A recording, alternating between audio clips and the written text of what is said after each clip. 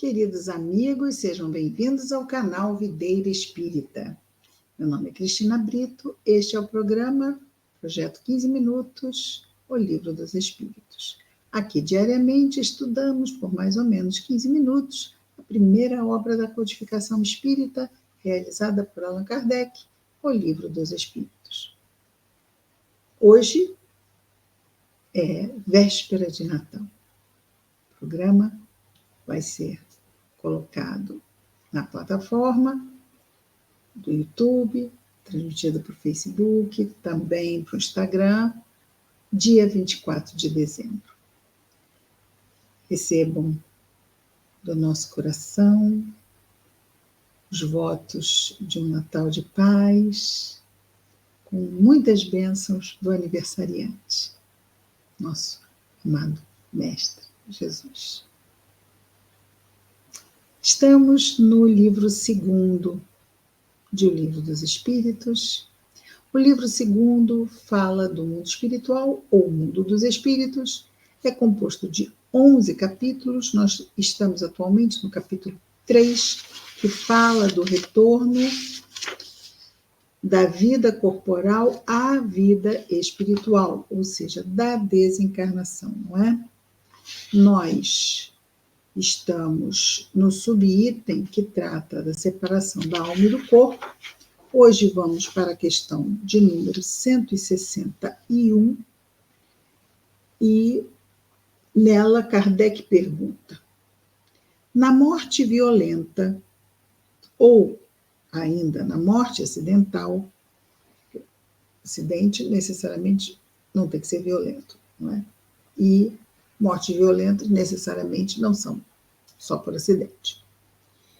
Então, na morte violenta ou acidental, quando os órgãos ainda não se enfraqueceram pela idade ou pelas doenças, a separação da alma e o cessar da vida ocorrem simultaneamente, porque nós recebemos um quantum de energia vital para a nossa encarnação. Então, quando nós vamos adoecendo, essa energia vai lá se consumindo, não é?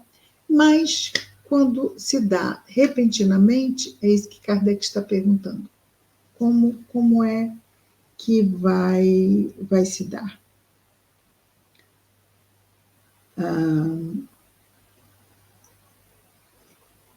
Quando os órgãos ainda não se arrefeceram, a separação da alma e o cessar da vida, ou seja, essa separação e o cessar dessa vida orgânica, não é?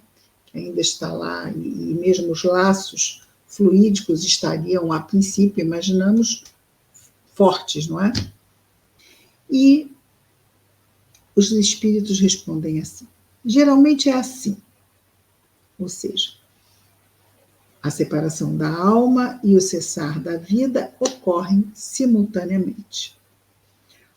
Esta energia a mais, por ser uma morte súbita, não causa transtornos, não pela situação em si.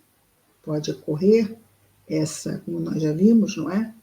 Essa demora um pouco, às vezes, do desligamento por outros fatores.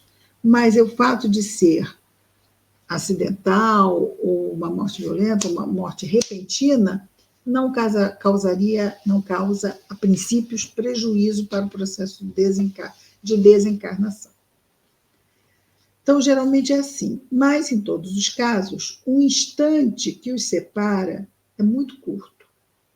Então, o instante que separa essa separação dos desligamentos.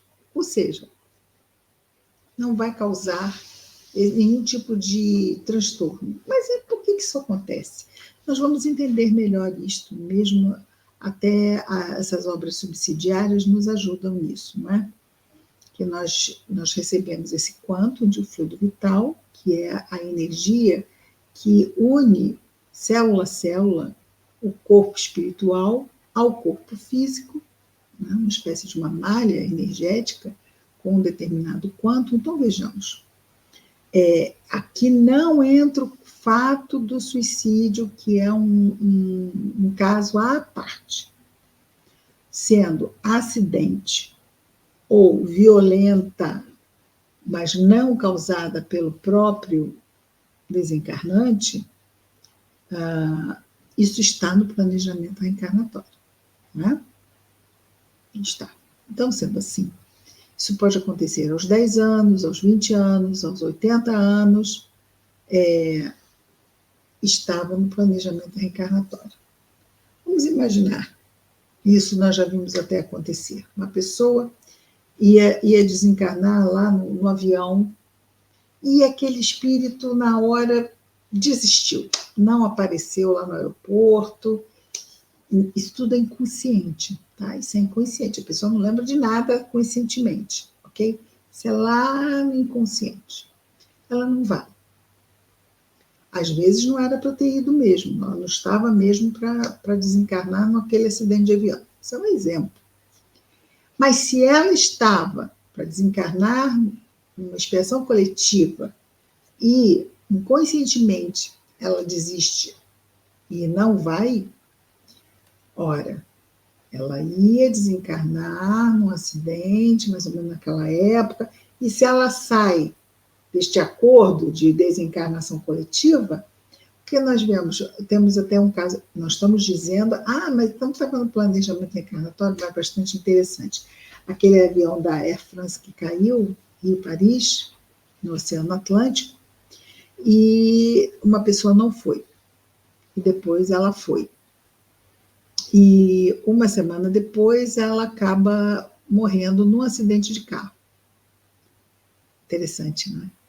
É bastante interessante. Isso poderia ser dado como exemplo. Mas você tem certeza? Certeza, a gente não tem o planejamento reencarnatório de ninguém no papel, mas se ela desencarnou por acidente e não foi suicídio, ela saiu de um para morrer uma semana depois no outro, é muito interessante, pelo menos assim, meio suspeito no caso de ficarmos. Pode ser, estamos dizendo que é. Pode ser, não é? 162. Após a decapitação, gente, nem existe mais esse tipo de, pelo menos no Ocidente, não, né? Esse tipo de morte. Mas foi muito comum. Nós estamos aqui na metade de 1800, no final de 1700, ou seja, uns 70 anos antes do tempo de Kardec, foi a Revolução Francesa. Quantos foram decapitados? Monsieur Guillotin criou a guilhotina e ela foi usada muito, inclusive os próprios reis de França, Luís XVI e Maria Antonieta, morreram na guilhotina. A pergunta que Kardec faz é sobre a guilhotina. Após a decapitação, por exemplo, o ser humano conserva por alguns instantes a consciência de si mesmo? Interessante isso, não é? Resposta dos espíritos. Muitas vezes a conserva durante alguns minutos, até que a vida orgânica se tenha extinguido completamente. Olha que interessante. O cérebro, cortou, separou a cabeça do corpo. Mas o cérebro é uma máquina. Se ele, por alguns instantes, ainda estiver ali recebendo oxigênio, ele ainda está ali, consciente. Por alguns segundos que seja. Deve ser uma experiência, assim, chocante. Mas e aqui eles dizem mais, alguns minutos. Muitas vezes a conserva essa consciência durante alguns minutos, até que a vida orgânica se tenha extinguido completamente. Mas também, quase sempre, o temor da morte lhe faz perder aquela consciência antes do momento do suplício. A pessoa desmaia, em choque lá. Quantas pessoas, não é? Diante de uma grande emoção, e olhe, ser guilhotinado é uma grande emoção. Às vezes, antes mesmo da lâmina descer, e antes da guilhotina, porque aqui, bom, eu que falei guilhotina, olha só, até estou mais moderno, porque desde sempre teve decapitação, né? As pessoas botavam lá a cabeça no cepo, no tronquinho, e tinha o carrasco, eu esqueci disso, com o machado, não é? Isto aconteceu muito na história humana. Hoje não vemos mais este tipo de condenação no Ocidente. Lá na Ásia, não sei, no Oriente Médio, mas no Ocidente não. Que bom.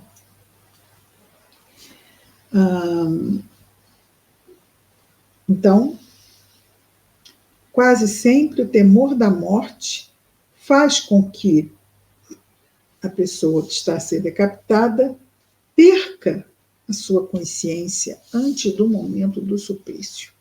E aí os bons espíritos também devem ajudar, né? Gostamos de pensar assim. E aí Kardec comenta essa questão 162, dizendo assim: trata-se aqui da consciência que o supliciado pode ter de si mesmo como ser humano e por intermédio dos órgãos, e não como espírito.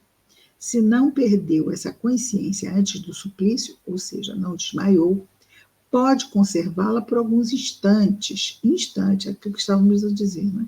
Mas de duração muito curta, e que cessa necessariamente com a vida orgânica do cérebro, exatamente o que dissemos, não é? E isto são alguns instantes mesmo. O que não quer dizer que o perispírito esteja inteiramente separado do corpo. É verdade.